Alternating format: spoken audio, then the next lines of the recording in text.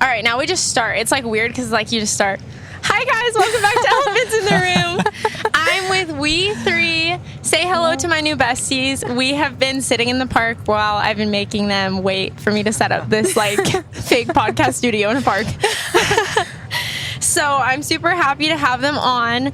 A lot of you probably know who they are, but for anyone who doesn't, I'm going to introduce them to you guys. So We Three is a sibling band from Oregon who made their start on America's Got Talent with a beautiful tribute to their late mother. Since then, they have made a worldwide name for themselves by putting out highly relatable songs about mental health, love, and insecurity. Do you guys want to introduce yourselves a little bit and tell us a little bit about yourselves? Yeah, so we're We Three, as you know, and we're 3 siblings in a band. Over here is, actually I should go in age. So this is the oldest brother, Joshua. There we go. Middle, Bethany, and I'm the youngest, Manny. And we're really glad to be here. The whole squad. Yeah, we got lunch before this, and it was really special. We got to, like, talk about life and get really vulnerable, more vulnerable than we'll get with you guys, but you know. Don't say that to them. But we're gonna get vulnerable with you guys. As you guys know, this podcast is all about addressing the elephants in the room and talking about uncomfortable subjects and things that need to be talked about. And initially, when I heard from We Three and heard that they wanted to come on, I was super pumped because when I spent some time looking into what they do and why they do it, I was so inspired by them. Also, if you guys hear like cars in the background, there's no cars. There's not cars here. We're not in a park right now. Definitely not. Definitely not. All right. So tell me more about who Manny, Bethany, and Joshua are outside of We Three. I want Manuel to tell everybody what I am like outside of We Three. Wow. That's actually very Also, interesting. Manuel, Okay. you just came for the, the full name. Yeah, that's Yes. half, yes. that's When half he's- of it. yeah. Full name is Emmanuel. Yes. Wow. If you Okay. call me that, I'm in trouble. If The truth is coming out. And if you're really in trouble, it's your full Emmanuel name, George George Michael Michael Humbly. Then I will run. Now you guys know the truth. Describing Joshua outside. I was kind of kidding. I'm kidding. I was a joke. Okay. I'm just kind I'm of getting scared shut now. down. No. Go All ahead. right. Okay, go ahead. No, go for it. No, I don't know myself outside of the group. Go ahead. And I'm that's curious. honest for all of us, if we're I being know, fair. I know. When we were talking about that at lunch, we're just Yeah, like, we had this what are we conversation doing? already. Is that the most stressful question? Yeah. Who are we outside I would of say the Joshua is a band? very outdoorsy person. He loves like nature and being connected with the earth and one with the earth and all this cool stuff. I I'm love his saying facial that expressions. He's in a like, "Is good this way. true?" Yeah. In a very good way. You're just a very zen human being. Oh, great. That's how I would say it. I love that. I wish I was I more love like that. This is kind of good because I feel like we talk higher of other people than ourselves. Exactly. I So like it's like this approach. Yeah, you get to Yeah. like actually say it how it is, you know? Yeah. That's who I want to be more like. So There you go. I'm glad that you see me that way. Okay, That so is. then I'll describe You go- Manuel. yeah. Okay, Manuel outside of We Three.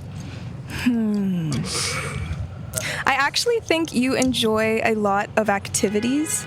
So like, but as long as it's with people that you like, you'll kind of be down to do any type of an adventure that's like a little bit of a thrill, or like the opposite, just like super, super chill. But as long as you're with like people that you love, like fishing.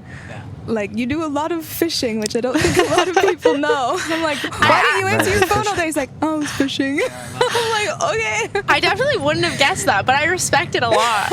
I really do. I'm not good at it. My buddies force me to go. But yeah, I And, do like, enjoy that's it cool. to a Long point. bike rides. Like, yeah. But again, it's like with people that you care about, you're down to just like join in on the fun of whatever it is. Oh, shucks. Thanks. Yeah. Wow, this is a cute moment that I'm witnessing between you guys. Okay, now you're Get it? Okay, so Bethany This is stressful. is a super like relatable person, and she like cares really deeply about people, and she has a hard time with boundaries sometimes because you're just like, oh, like just caring so much. And then that is really inspiring though, because she's seen how she's developed those boundaries in order to be there for herself and for them in a more healthy way. It's been really cool to watch, and I've definitely learned some things. And then in her therapy session, she like tells me, hey, this is what I learned in therapy. This is really good. I'm like, oh, that's awesome. Thanks. So I'm getting like free therapy. Wow. So therapy is my activity Yes. outside of work. Yeah, right. What a healthy activity, honestly. That's very healthy. It's not wrong. Well, that was so cute. You guys are adorable. I love them. Seriously, like when I met them, I was like, okay, I think they're gonna be really cool, but also like you never know. When I met them, and I was just like, they're really cool. I really like them. Okay, awesome. We're gonna talk about some deep stuff. So get ready. We're just gonna go straight for it. What was your guys' childhood like? I know it's a tough question. Yeah, you were jumping right into it. I like it. Yep. We had a really, really good childhood. Like very, very, the community that we grew up in, our parents, we were given like every opportunity really. And not just in music, obviously we were pushed towards music from a young age, but just in general, really, really good people. But it was also a bubble. And so we didn't know what was outside of that bubble. And then I wouldn't say it. We did learn some things as you travel and you experience, you know, other cultures. You travel a bunch and you're on tour. You come back and you realize, oh, there's definitely some trauma things that we didn't fully realize were there. Yeah.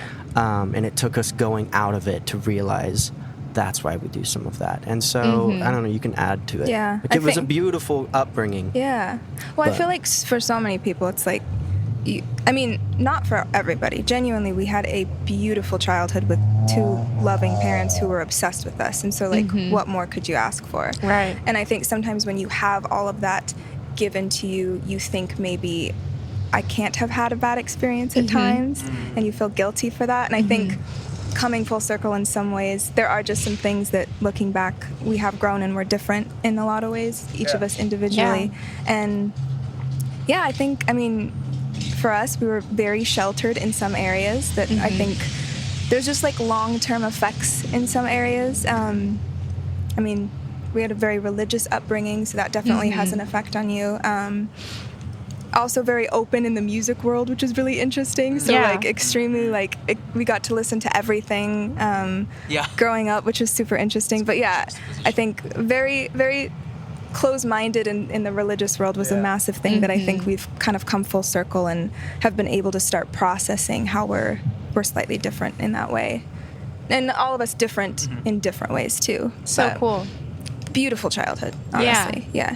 What an incredible answer. I'm like actually so impressed with you guys. Like you're so emotionally mature and like healthy, and it's crazy because like I knew we all had similarities, obviously, like just based on, you know, what matters to you guys. But as anyone who's watching this who knows me and all my trauma, I grew up Mormon, LDS, you know, very religious in Utah in a bubble, and you really don't realize until you're out of it and you're like, what? Like, I do this because of that, and like I have this like coping mechanism because of this, and like I have this unhealthy habit or like this distortion of reality, and like in my mind I believe it to be true, but then like you see the outside world and you're like, wow, like not everyone's like me, and not everyone learned what I learned. And like I don't know, like I feel like growing up that religious is just so dangerous, because even though I think parents intend goodness from it, they like want to teach, you know, their kids about, you know, the love of God or whatever. It's like it can get really mixed in with just a lot of imperfect people and just a lot of like hurtful, I don't know, just very judgmental, just closed-minded, like you guys said, you know. And then you come out of that and you're like, oh, I was one of those people. Like I was that judgmental person that was looking at this other person thinking I knew everything. And now here I am, and I'm like, what am I, like that's kind of what I went through. I went through my divorce. I was like, oh dang, like all the people I used to look back and judge, well, I just left the church and I'm divorced, so like I'm one of the people. And I was like, wow, like it just makes you kind of like realize like you really can't judge someone until you've walked in their shoes. And so it's like, I don't know, it's such a healthy thing to realize, but it's hard because it's like deconstructing from all that trauma and like trying to understand like who you were. And it's funny you touched on this, Bethany, which again, I'm talking too much, but my last episode was about how like people with traditional childhood trauma, like, so for me, I know I opened up with you guys, but my parents were drug addicts and all that stuff. And so like people can look at my childhood and be like, oh wow, like you had it hard, you know, like you went through this, and like makes sense that you struggle with this or that. But people with like traditionally good upbringings with good parents invalidate themselves, because if they do have traumas or things that affect them when they become adults and they realize, there's no one to blame. It's like, oh, well, my parents were good people, they tried, I had like a quote unquote good childhood, like nothing really bad happened to me. So like you invalidate yourself in the sense of like, I'm not allowed to like be hurt about what happened to me or like be upset or for it to affect me. And it's like, no, you are allowed, you know, because it's like there's so many factors that go into it. And it's like as kids, we have so many needs, like emotionally, physically. And so it's like, I don't know, I just think that that's something that I've really been trying to break the stigma on, is like these people with these normal childhoods, I feel like a lot of the times are like a lot more mentally hurt or emotionally hurt than people who even had worse childhoods. Because I can validate myself and be like, oh, well, I had it hard, you know? But it's like when you don't validate yourself, it just creates guilt and shame, you know? And it shouldn't be there. Because it's like that's a hard experience to go through to you know, and I don't know your guys' exact story, but to grow up very religious and then like now you guys are artists, obviously you travel, you see the world, you're open to so many things, and so you're like, oh wow, like that's a lot, you know? So definitely validate yourself in that, guys. Well, I think that's something too that is really important to us, and something I tell myself a lot, something I tell myself a lot is it's really important to feel the stuff.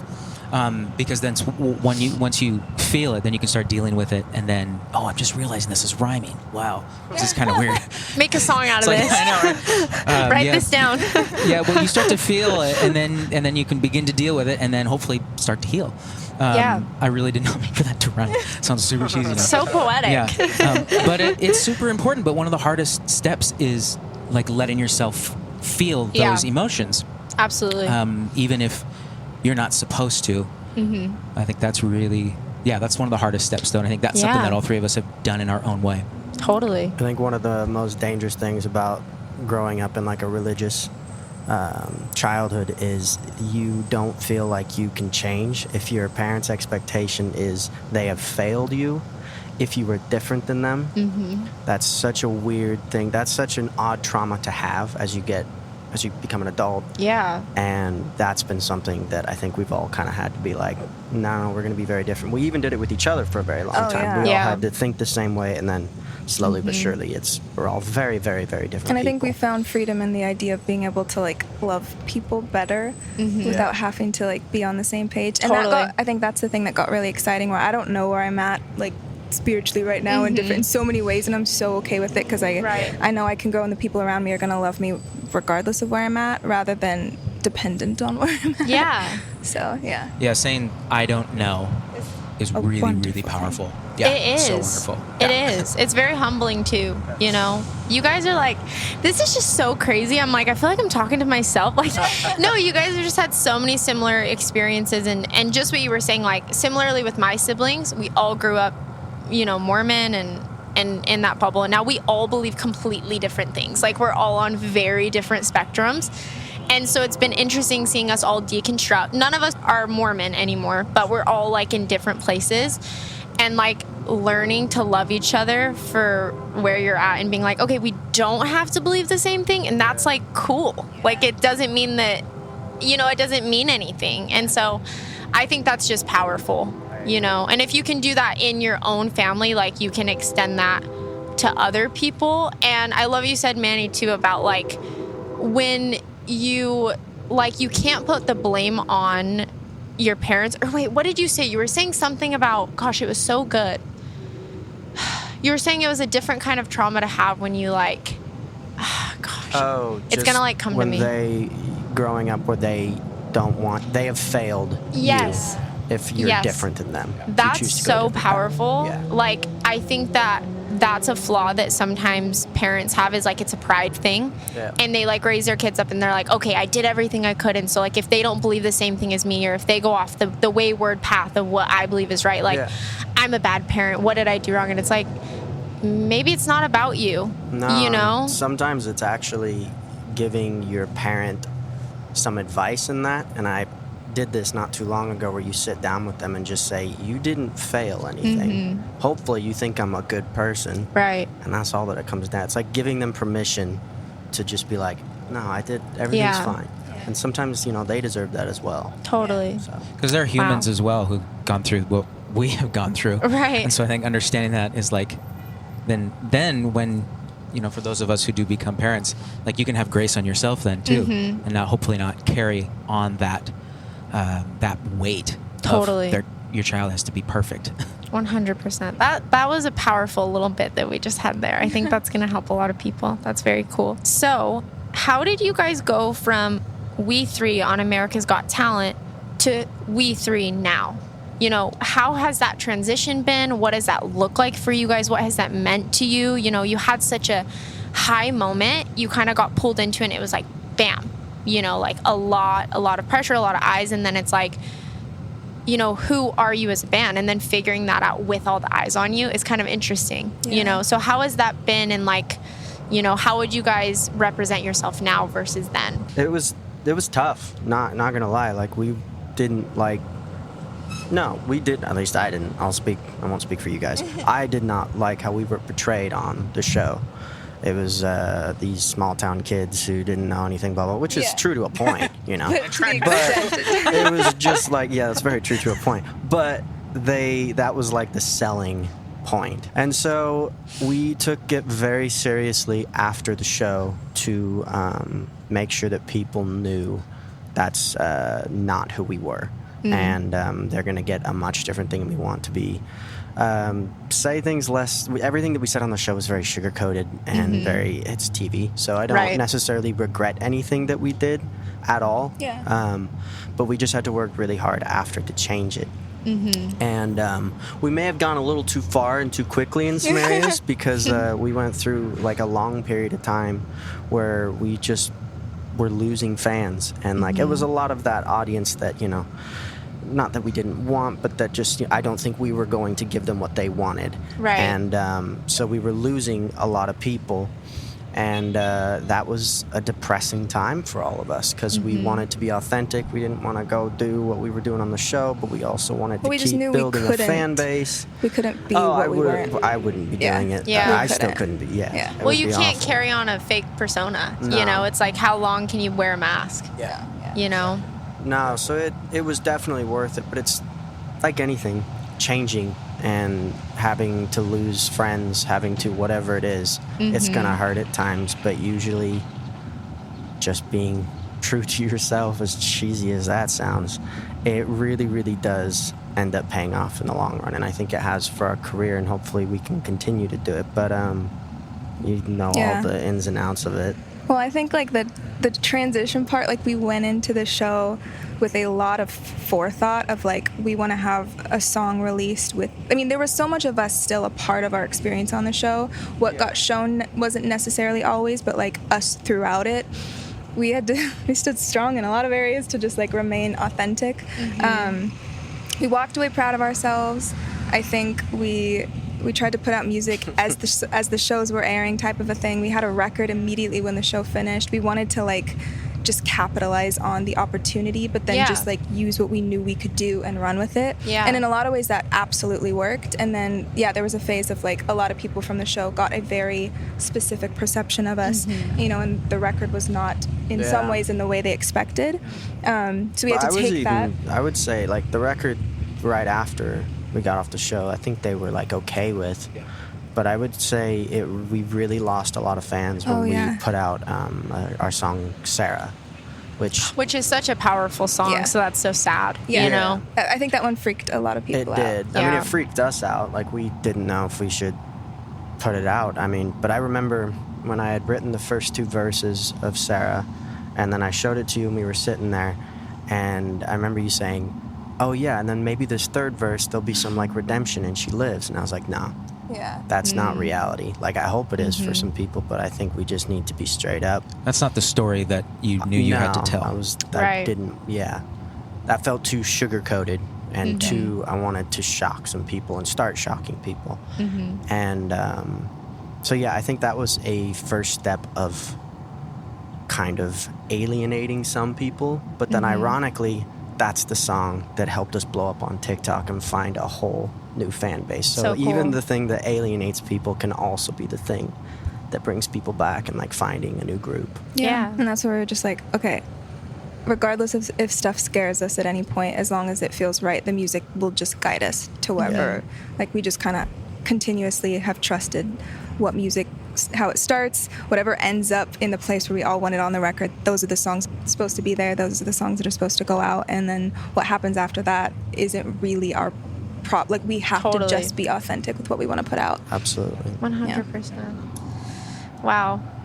I love you guys. No, seriously, just such powerful answers. And it's just like the amount of wisdom that you guys are speaking through, like hard experience you guys have been through. Like, I think especially for like this younger audience that's looking in, like with social media and all this pressure to be whatever, you know, it's like so important to just like be you, and like there's going to be consequences, and you know, being authentic is scary and being vulnerable is scary, but like the beautiful thing about it is like you said, once it's out, it's like it's out of your control and you're free. It's like you're not wearing a mask, so it's like people may leave, people may do whatever. And that's kind of what happened to me. Like when I was public about leaving the church and my divorce, I was like, dang, like people are going to judge me and all this is going to happen. And then some of them did, you know, but it was like, I'm like, well, the truth is the truth. So like, I'm set free, you know, it's out. What are you going to do about it? Like, you know what I mean? Yeah, that's that feeling aspect. I feel like you have to name it. It has to be out there. But it's just, that's such a scary part, because you don't know what's coming next. Right. People going to leave, or people going to judge me, you know, whatever. But then you're free. Yeah, I think that's part of like the religious trauma too, of like when you follow such like at least in the Mormon church, it's very much like this very lined up XYZ, do X, Y, and Z, and like this will work out and this will work out and all these things. And so it's like, I feel like when you grow up in that, it's really scary to step out, because like you said, you don't know the outcome, and you're so used to being able to predict the outcome, because you're like, oh, if I do this, I know this will happen. You know, so then you're like, okay, what's gonna happen to me? But then there's so much beauty on the other side, because it's like you create honest relationships and like real relationships, but it's like, oh, what if I have nothing, you know? And you kind of find yourself a bit, which I think is like, I don't know, it's a powerful thing when you like meet a new part of yourself that was hidden by other aspects of, Absolutely. And a lot of that happens, I feel like, when you get out and you meet people, because it's almost like a mirror. You know, you meet somebody new and experience something new, and you see a piece of yourself in them that you didn't know was there. I feel like for us, when we started traveling more and just started kind of getting out of that bubble, we started seeing people living beautiful lives very differently. Right. And that was really profound and challenging for me, because I thought that, you know, there's a certain way that it's supposed to go, and then these people that I'm meeting are breaking the mold, and they're living like more healthy and whole lives than I was at the time. So I'm like, okay, they've got something that I don't have. And you have to be honest enough to ask the question, what is it? Yeah, I think it's interesting that, because I remember growing up, you know, if you grow up religious or whatever, if a moment's really, really tough, and you have, whether it's anxiety, whatever, it's a situation that's tough, you have like an anchor that you can go back and like almost like blame it on them, not blame it, but they're like that thing that you can ask. There's always a comfort there that you can, whether it's God, whatever it is. And then as I started to step away from stuff, I realized that was gone. And like, it was weird at first, but then it ended up being the best thing, because then it's just, I'm relying on myself to get myself out of it. And I'm not saying one is better, like you find whatever you need to anchor yourself, but I was realizing I was relying on things way more than I should have, instead of just doing it myself. But it's good to strip it back and like then re-identify, because then whatever you do end up believing in, it's like you actually believe in it for yourself. It's not like, oh, I was just kind of taught this, you know. So good. Okay, awesome. What's something you wish you could change about the way people perceive artists or fame? I was thinking about this. Oh. That's what I was thinking about. We're not in a park, guys. This is a green This is added effects. We're like, He definitely did that on purpose. Definitely did. 1,000%. Just sample that and put that in myself. I wish that people could look at artists not as the standard, or as like something even to achieve status level, or even something necessarily to emulate, but it's just people who are telling their story and just being honest. I think that that's happening more and more. But I would love to make that process even happen sooner and faster, because I think we do tend to idolize individuals who have made it to a certain status, whether it's fame, whether it's financial gain, whatever it is, and we try to emulate that. And there's a point to where that is helpful, I think, because just that you're learning from somebody, you have a mentor, what have you, but there's definitely like we do not have it figured out, and I don't really want people to be like, hey, follow me, I've got everything put together, I just really feel like more like this is what I've learned, this is what I'm really terrible at, this is what I'm actually doing okay at, let's talk about it, and so for me, I think that would be it, taking the artists off of the pedestal and just let them be honest with their own experience. That's good. Mine would probably be kind of what we were talking about earlier during lunch, is the drastic highs and lows that an artist feels in a 5-minute period sometimes. It's hard to explain to certain people, especially like I have, friends and stuff that I love to death and love doing stuff with, but it's a very, very sometimes awkward thing to explain to them, like the inconsistency and like how that really does affect a mood. Like if you didn't have your consistent thing, I wouldn't trade what I do for the world, but it is a very, very, I would love to be able to explain that to people. Well, it's very hard to do that. It's hard because I think from like an artist perspective, when you've had like fame and success and all these things, it's almost like you don't feel like you're allowed to like complain about your life, because it's like everyone looks at you and they're like, oh, you have it so easy, and like I would love to be you, but it's cool. Like I've seen from my perspective, obviously I date an artist, and like I'm like, this life ain't easy. It is not sunshine and rainbows, and like with all the good that comes with it, there's a lot of bad that comes with it. And so it's like, I just think that that's where it comes down to, like, people shouldn't compare, number one, because people see you guys and they idealize you and they're like, oh, they have this or they have that. But it's like, you have real lives, you have real struggles, and then you have a microscope on you at the same time. Yeah. So I just think that, like, it's powerful, even you guys being on this podcast and, like, sharing your hearts and, like, your struggles. It's like people are seeing you for who you truly are. And I think that it kind of, like, humanizes artists. Because, like, there is kind of this false perception of, like, they just have it all and it's just all great. And it's like, I don't think any artist would be an artist if they weren't, like, a little broken on the inside, That's why they are artists. I think I see it so funny that, like, there's people that I idolize and look up to, and I will get lost in their artistry and just assume they're this, like, if I saw them on the street. Yeah. And the thing I just try to think about is, like, their mind is still their mind as it was before they had fame, and when they now do, they're the exact same person going into the new circumstance that feels the same things they did. So every version of your mental state and view on life is like, it's the same person that steps into the stage and sings in front of people and then walks back off and, calls your friend or something like that. It's like, it doesn't change how you struggle and how you live, really. It's just like you're doing it in a different way at times.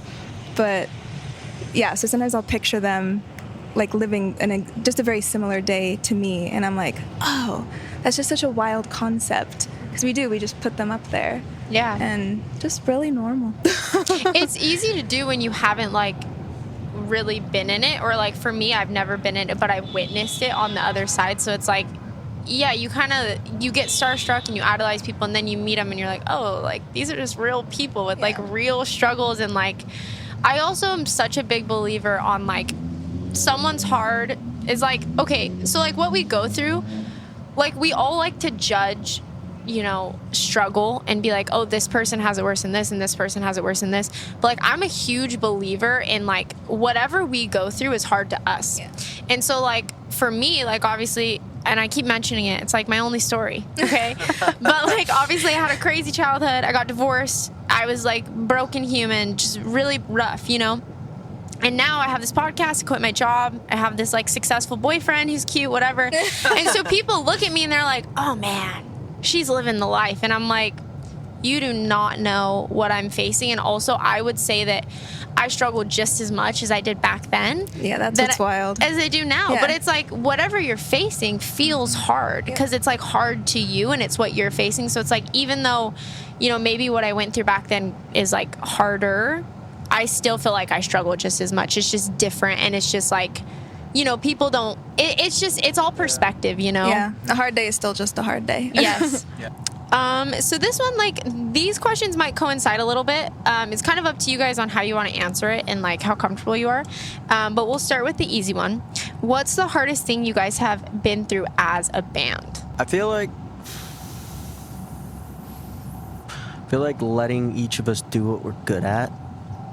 Like, at first, I think we were all trying to have a hand in everything.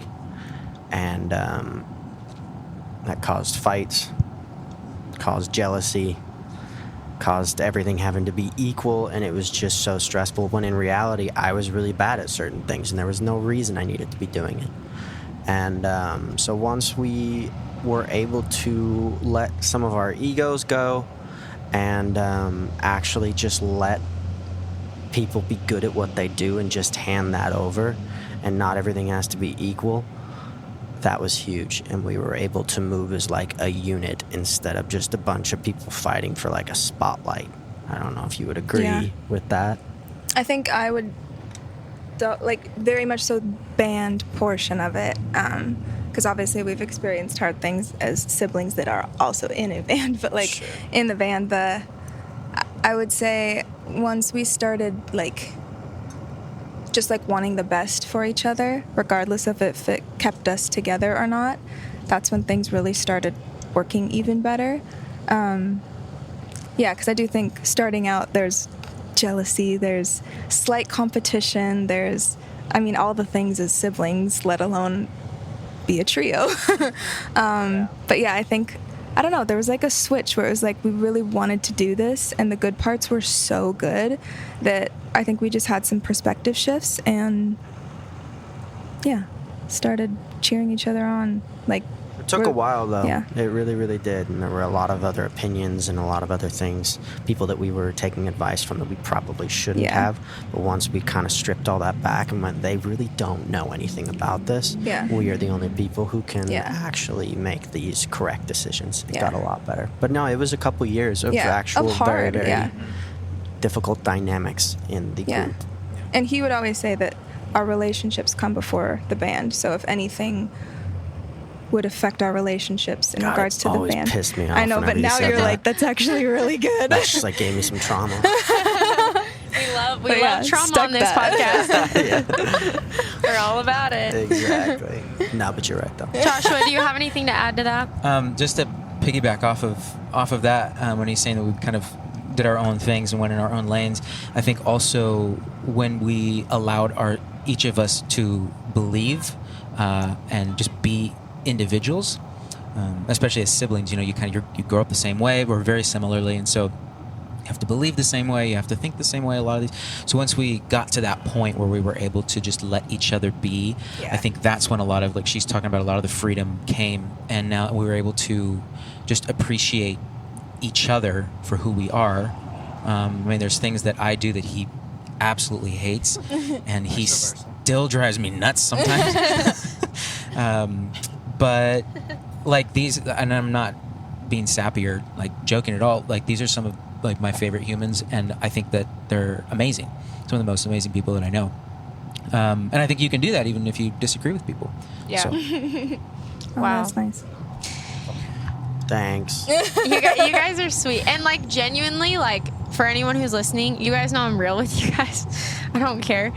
These are genuine people who, like, I can tell you guys actually care about each other. And it's not these, like, ulterior motives, like, let's go and act, you know, put on this persona and be this way. Like, you guys are very authentic from the moment I met you guys. And so I can see you've been through a lot together, but that's made you a lot stronger, which is really cool. So I appreciate that. Yeah. yeah.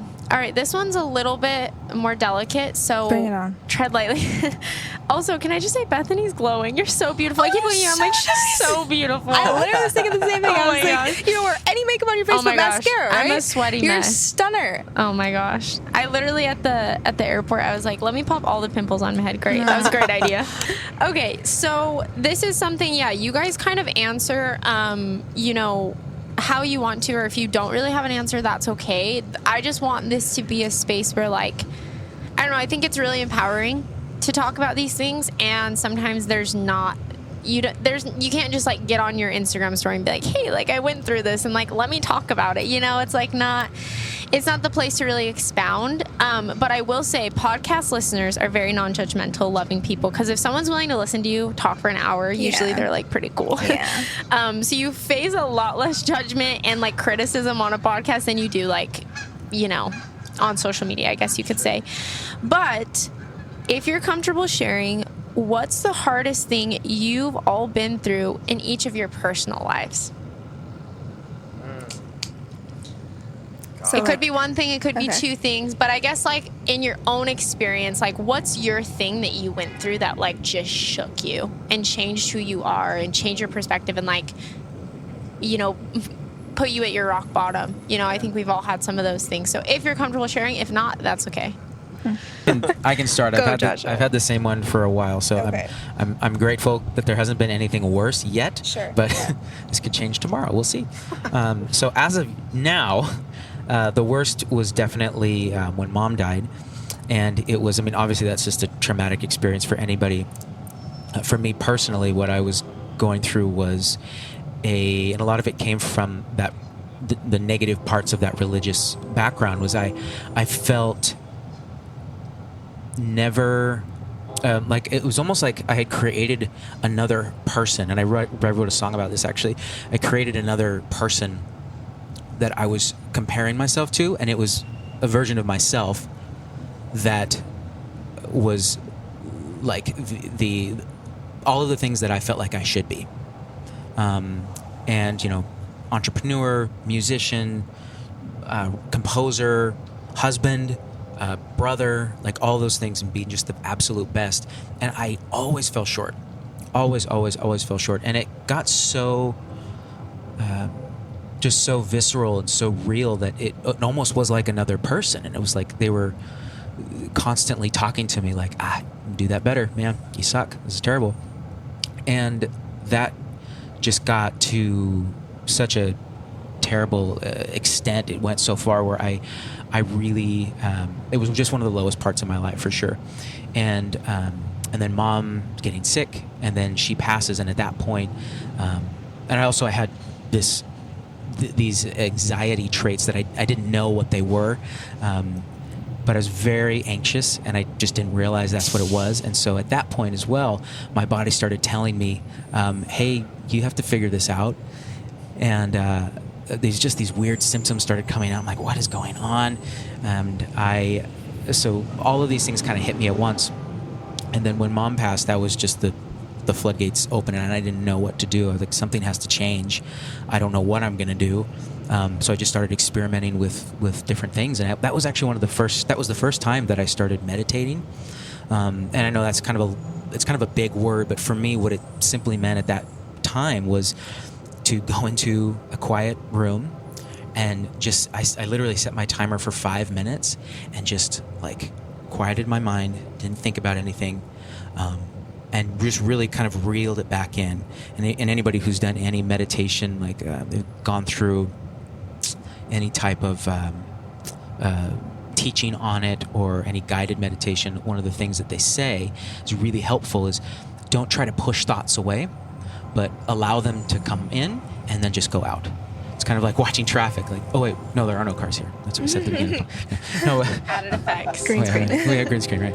No, but just watching the cars go by, and they just go and they go, and those are like thoughts, and just letting them go, but not hanging on to them.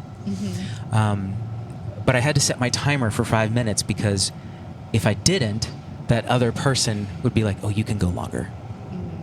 And so I had to just keep it at 5 minutes, and then that slowly grew to more and more and more and more, and I could do it for a while now. And that was really helpful for me. And there was a handful of other things that I did as well. But that was definitely the hardest time. I just kind of got hit with all of these pieces of trauma, different struggles, just got hit at the same time.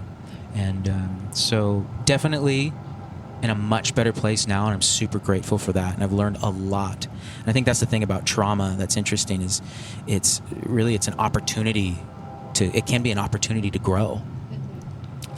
It just depends on, like you were talking about earlier, your perspective and how you kind of go at it. So, yeah. Wow. That is all.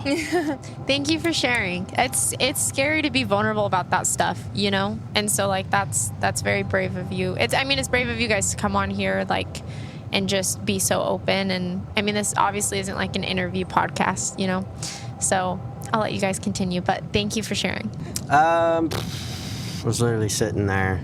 I was listening to you, I promise. But I was also like, what do I choose? A really tough thing was going through, I was married way too young. For you, I mean, as you're brought up in a religious way, that's usually a side effect is you get married for the wrong reasons and way too young when your brain isn't developed, when all this stuff and you're changing. And that's just usually a recipe for disaster. Not all the time, but it was for me. And so I ended up marrying my high school sweetheart, and I don't, to this day, think she's a lovely human being. We just weren't right for each other. But being the first person to leave, because I was the one that left, was a very traumatizing experience.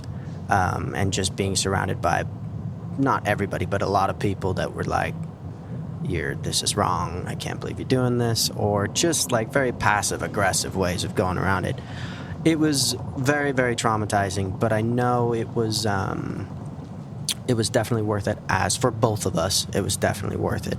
But being surrounded by a bunch of people and growing up in that bubble and then choosing to step out of it. I wouldn't say that was the first time I think I stepped out of it. I think I had started to step out quite a bit before, but I felt like that was when I jumped. And it was a very, very intense experience. So, yeah. You guys are gonna make me cry. Manny, I just want to be like vulnerable with you in this moment, because anyone who's listening, who is a listener of the podcast, you guys know, married, divorced, traumatic. Married in the church, same thing. Yeah. Married really young, 18, and you're just kind of, you get married because it's kind of the thing to do, and like, yeah, you love the person, but it's like, there's a lot of outside factors. And I will say there was a lot more that filled my relationship that I don't like publicly talk about. But primarily, like, my husband was the one who wanted to leave. And what I will say coming from that perspective is that in the moment, it was obviously very hard. Rejection is hard. And like, it's hard to, make that commitment to someone and have them walk away, and you question if it's you and all these things. But what I will say is, like, hindsight, I'm so happy that he let me go, because he knew that, I wasn't the person he was willing to choose and to sacrifice and all these different things. And so it's like, in the moment you want them to hold on and you want to keep that relationship and you value the good things and all these things. But it's like long term, it's never going to work if two people are on the same page. And so it's like, now I have this really healthy relationship. And which I haven't even really shared this, but we're just, we're getting honest. If he would have never really pulled that plug, and I mean, eventually I was the one who actually walked, but like, it was him who wanted it, and I fought for it for a long time. If he wouldn't have done that, I don't know if I ever would. And I would definitely not be in a healthy, happy relationship, Wow. And so I think that give yourself a lot of grace in the sense that, like, sometimes letting go, and I know that may be controversial, even like based on whatever of anyone's beliefs on marriage and yada yada, but I think moral of the story is that, like, marriage takes two willing people. Exactly. And if that's not the case, it's like letting that person go sometimes it's just for the best. Well, and I think, thank you, by the way, I appreciate it. I think the other piece of it, is, like we were talking before a little bit, that's a huge time when people are changing and becoming the human that they're going to be.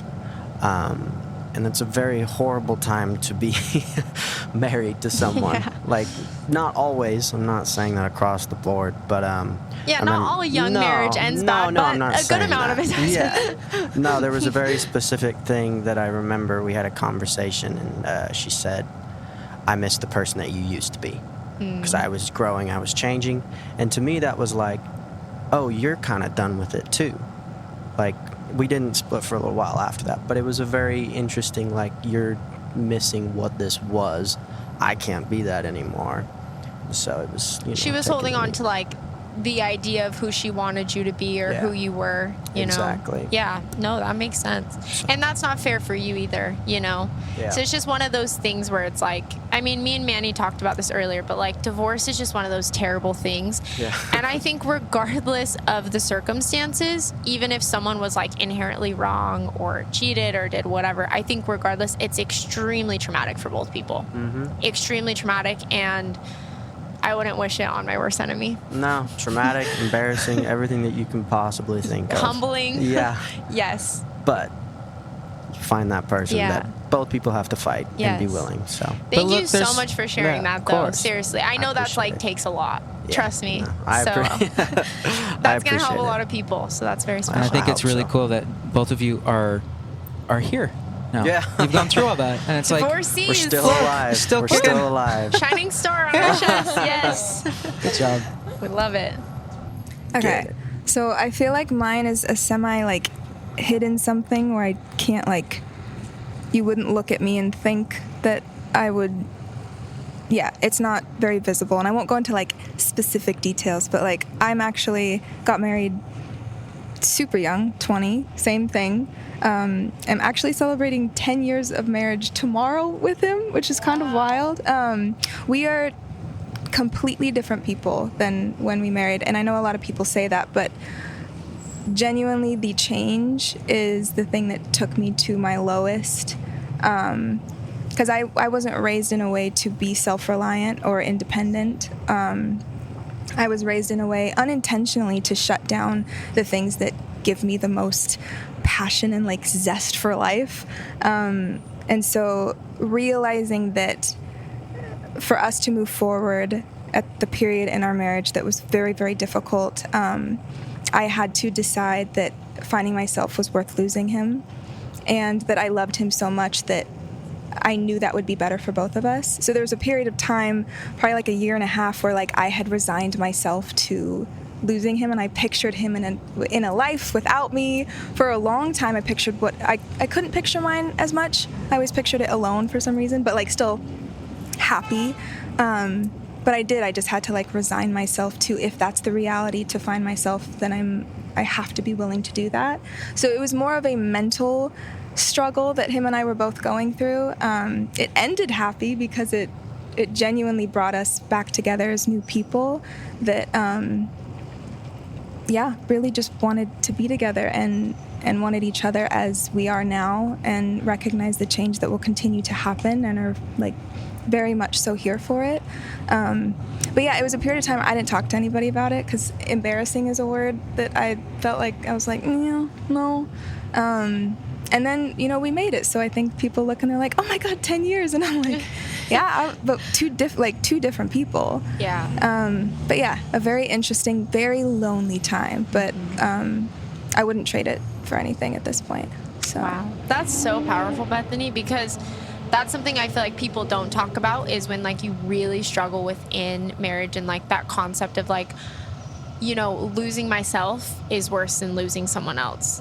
And that's like, it's interesting because I feel like there's a perspective of like that's a selfish thing, but it's really the most selfless thing, because if you don't have yourself, you can't give to someone. Mm-hmm. You know what I mean? And so like, and it's cool to celebrate, like that's amazing, you guys are celebrating 10 years and congratulations, and like that you guys worked through that and it worked out. Like you guys probably have such a beautiful bond, and then we can also celebrate me and Manny that are like, you know what, it didn't work out, but that's okay, because something better Yeah. for both people is Exactly. going to work out. Yeah. You know, and so it's like you can kind of celebrate both.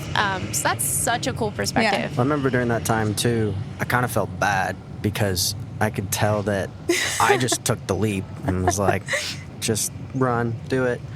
And I remember it felt like it rocked your world a Yeah. little bit, where you were like, oh, that is a thing you can do. Yeah. That is something you can do. Should I do that?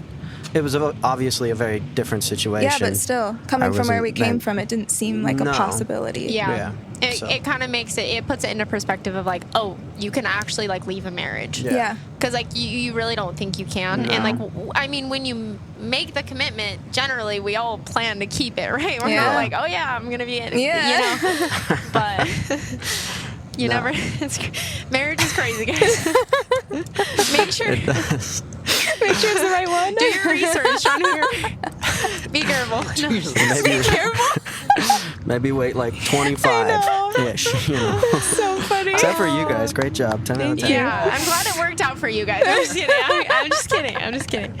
No, it all works out in the end. It does. But yeah, this is cool stuff. Like seriously, people don't talk about this stuff because it's really like it's scary to like admit a failed relationship, and it's also scary to admit failure within a relationship because you don't want people to like view your marriage poorly because you went through that hard time, you know. And so it's like we want people to, and maybe that comes from all of our trauma of like wanting people to see us in a good light, but you know, it's really it's hard to be like, oh yeah, like I failed or like this happened and like it's cool, but like I know you're gonna judge me, but like, you know, I'm good. Yeah, and I feel like that's what's changed a lot is like now I can share all of the things and not feel embarrassed about how people are going to view me because you're It's viewing still me. in- So it's At least it's been ingrained in me so much to care. I will always strive to be someone who doesn't care about what people think, but it'll always be there, I think, no matter what. And I think the goal is just to keep working and get That's past honest, though. it. But Yeah. it'll always be That's there. the truth. People are like, oh, I just don't care what people think about me. It's like, I think we all care. Yeah. Oh, yeah. But it's kind of the effort of being like, Yeah. it I've stings a little changed that bit. now, and I'm like, I Yeah. will always be the person who's trying not to care as Yeah. Yeah, much. I love that. And especially with the people you trust. Like, I Yeah. couldn't even do that before. But, like, now with, like, select few people that I trust, I'm like, you can literally know almost everything about me. And I might cringe and be like, oh, my God. But also be like, no, but then they can love me better. Yeah. Like, at least that's what I tell myself. Bethany, I feel like we're the same person. Okay, guys, we only have a couple more questions left because this has been so good. So we're gonna kind of go back to music. We had to get a little deep, though, you know, get a little vulnerable. What song, album, EP, or project of yours means the most to you guys, and why? I'm curious to hear your guys' answers. I'll go first.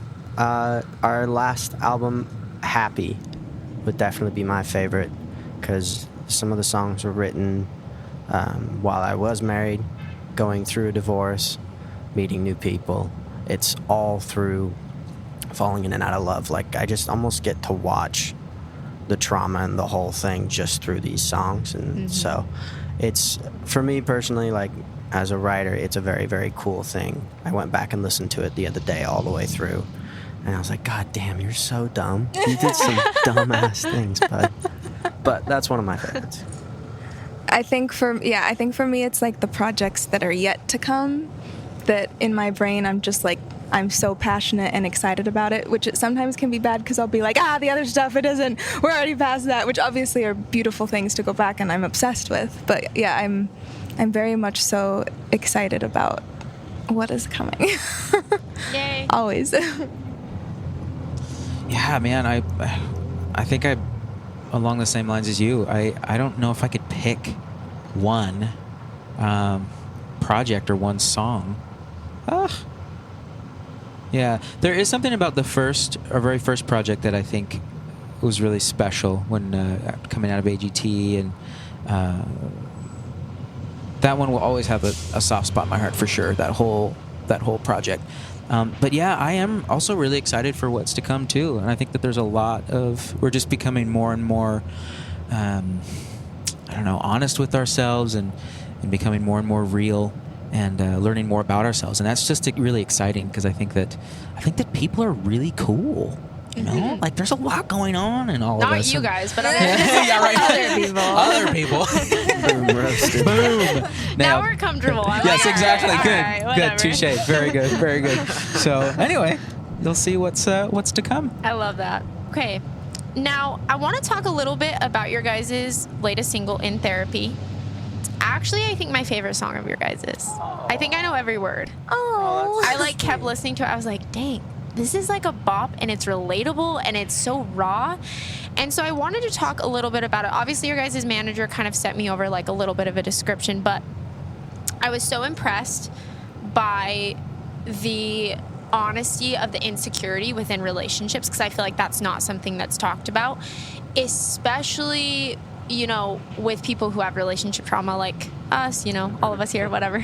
But it's kind of not something that's talked about, but it's like, you know, it is really hard to have healthy relationships after you've been hurt. And like, we don't like to talk about the thoughts that we have, and we don't like to talk about insecurities because it makes us feel less than, you know? And we want to have this persona of like, I know my worth and I know my value and I'm not insecure and I don't think these things, but it's like, we all have those thoughts. So I just want to, I just really, really wanted to compliment you guys on the song, but I thought it was so cool because it's like, it's not a heartbreak song. It's not like a love song. It's just like a very raw, honest, like, hey, this is where I'm at. And like, I'm insecure about this and I have this thought. And like, I'm like, dang, that's just so real. Like, even in adulthood, like, I feel like people think only in teenage relationships. Like, I'm like, wow, I really relate to this song. Anyways, I just want to talk about it and kind of see what inspired that song. You know, how do you guys feel about the song? It's just, I just love that song. And it's great. Well, thank you. That means a lot, really. That song made me so uncomfortable.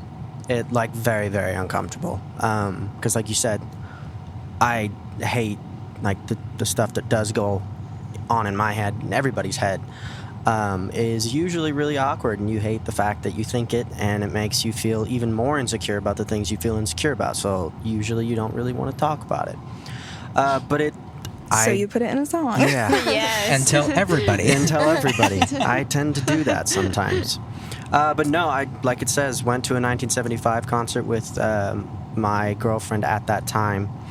And it was very weird because I almost couldn't enjoy it the whole time because we had a very toxic relationship. And so my brain just kept getting insecure and kept getting insecure and kept getting insecure.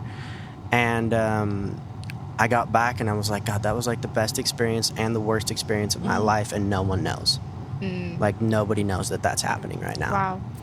And so then I just sat down and was not honestly expecting to write anything, but then it just kind of, the first couple lines came out, and I just decided to do basically what you already described, is tell all my insecurities. Might as well just full pile send it it. on. Let's lay him out there. Yeah. No, that And- song is crazy. And the video, too, I will say, I just love it. You know I that was we shot part of it right there. Right there. Look at us. With Manuel, Well- he'll show me certain lyrics and we'll be like, we got to save that for about 10 years till it's not relevant because that's too vulnerable. Yeah. Well, the other thing I wanted to get across with the song, and I tried to do that more like in the second verse, is like, I feel like you have extremes. There's either songs that are like self-deprecating and like to yourself, or you're just really angry and you're just kind of roasting somebody else, whether it's in your relationship or not. And this one, I wanted it to almost like, I'm roasting both of us. And like, you also are playing a part in this. It's not just me. But that's what we're in therapy for. So yeah, it just, Right. yeah. So I'm glad it came across. That's super cool. No, that's a power. Like, genuinely, I was like kind of shaken up. And like, I mean, I hear a lot of stuff and whatever. Sure. Like, I'm kind of in that world. So I just was like so impressed by that one. Awesome. I think it's really special. I think the other thing is how it ends with like a party. Like, it's like you're celebrating. Yeah, he's like, all right, I'll shut up now. Let's go. Yeah. And I love that. It's kind of like that, I don't know. Yeah, it's like, well, we're just figuring it out. We're just going to exist anyway. Yeah, and it's okay. Yeah. Yeah, that one's powerful. Which, that. obviously, I can't share everything with them, but I heard your guys' whole new album coming out. Incredible. So excited for you guys. You guys are going to love it. It's amazing. So proud of you guys. So cool. And I was like, dang, I got to listen to all the songs. That's amazing. Why is being so vulnerable about your guys' struggle with mental health through your music so important to you? I think we always say that it wasn't intentional. That I think we're just learning more and more that that's kind of just. I think we have very deep parents that were very thought-provoking in a lot of ways, and I think we're just unintentionally we kind of show up that way, and so the music went that way, and then it connected, and then we felt safe to continue. But there's not a ton of forethought in let's be vulnerable. I mean, at times it's like push yourself, sure, but like Yeah, It's not for the sake of being No. vulnerable. Yeah. No, I mean, I do think, which I'm very glad about, like, our fans and just fans in general of people who love music really can see through the bullshit of artists these days. And if you're not being genuine, like, they really can tell. And so that's not necessarily why we're doing it, but I just think that's the music I want to listen to, and so that's the music I hope we can help them listen to, and hopefully, I don't know. My favorite thing that I always say when I'm writing something is I put it down, and if it doesn't make me uncomfortable listening back and saying it, it's probably not honest enough. Wow. And so I need to like have my palms a little bit sweaty, like when I show someone else or whoever it is. And it's a really terrible thing for me to do to myself all the time. But That's what Need you're in some rest therapy days. for. Get on a boat or something. Yeah. Go fishing, Relax. man. Go fishing. I'm gonna go to you need to Disneyland have by a sign myself. on your computer when you're not there working, so it's gone fishing. No, literally. Gone fishing. Yeah, Manny fishes, by the way, guys. I know you wouldn't expect it, but he's a fisherman. Yeah. Your And I buddies would- are going to expose you, and they're going to be like, you don't fish. We buy everything you show us. Hey, I actually. No, that's You did actually catch a very fish true. the other day, and I you did ate catch it. You a cooked fish. it and ate it. Yeah. It was a decent size. That's too. big. Yeah. It was good. So cool. Job. Well, that's a really crazy answer, because I think that it's just prevalent in who you guys are as people. That's probably why that message is so pushed, and why you guys, you know, you cultivate such a loyal fan base that like feels so connected. But it's not because you guys are like, oh, let's like be pushy about mental health and let's like push on this. It's like you guys are just genuine people who have genuine crazy, you all have very crazy life situations and stories. I feel like we're all trauma bonded, kind of. Like, yes, trauma I would bonded. agree. But you guys are just like unapologetically you, and you're honest, and that, you know, inherently is going to push your audience to accept their mental health and like not be scared of it, because you're just talking through the things that we all feel but we don't talk about, you know, because we're scared and it's uncomfortable. And so that I just love that answer. That kind of surprised me, but just that it's almost like, oh, it's not necessarily like our goal, but it just kind of happens through who we are, which is very, very powerful. Amazing. Well, one more question about mental health. I know you guys, obviously, you tour, you connect with fans. I know your song, Sarah, has connected with so many people. And I was even stalking your guys' TikTok, and there was this cute TikTok of this girl that was like, meeting we three, you know, knowing I'm never going to see them again. And then it was like meeting them the next year, knowing that they're the reason I'm here. And I was like, wow, that's powerful. And so I know you guys have experienced that. But for any fan, you know, who's struggling with their mental health, what would you say to someone who was struggling, who loves you, who looks up to you? You know, what advice would you give them? What encouragement would you give them? I would just give them a big hug. And just that you are so loved and so beautiful. And the world is such a better place because you're in it. That is all. That is And then I would give another hug. Manny's like, I would take them fishing. I just disappoint them. No, I would. Maybe it's an unorthodox answer. I feel like I don't have a whole lot of authority to speak on it because I haven't figured out half of it, and I deal with the same stuff every day. So I guess that would be my thing to say to you: is if I'm still here doing it, and I don't feel like I have much authority to give you any advice, you can do the same thing. I don't know. That's an odd answer, but No, I think that's every great. time I was coming up Yeah. with something, I'm like, you're still struggling with it, No, dumbass. that's great. I always tell people, like, when I do the podcast, I'm like, but I don't know what I'm talking about. That's why I'm here crying. Yeah. So, like, you know, Yeah. I'm just going to, you know, but people really like when you share, hey, this is where I'm at. It's a lot easier to say, like, oh, I used to be depressed. I used to be anxious. I used to be this. It's a lot harder to be like, I am this way. Yeah. And I don't know where I'm going or how I'm going to get out of it, but, like, I'm trying, you know, and I really think there's power in that because your pride is gone. Yeah. You know, and you meet people where they're at. And that's really how all of us feel, like, whatever it is. We all have different things, but all of us have something, you know, that we're working through. And so I think that's... I'm just very impressed with all your guys' answers. I'm like, dang, everyone's going to be like, screw Nicole. We don't want to listen to her. Great questions, too. Great questions. Okay, I'm trying to think. I feel like weirdly, just the thing that helps me is just keep getting to know yourself, and like the tiniest little things that you learn about yourself that make you feel better. Like, you're the best person to give yourself that insight on what makes you feel a little bit better. So, like, simple notes that you take in a day that you're like, oh, that got me out of a really bad place. Like, maybe write it down and try that again.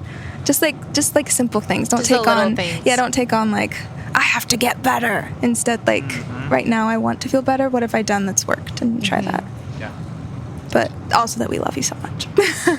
You guys are all so different but so similar. You guys are such like a package. Like, I feel like you all have like a piece. I'm like, wow, like formulated. That's just like the crazy.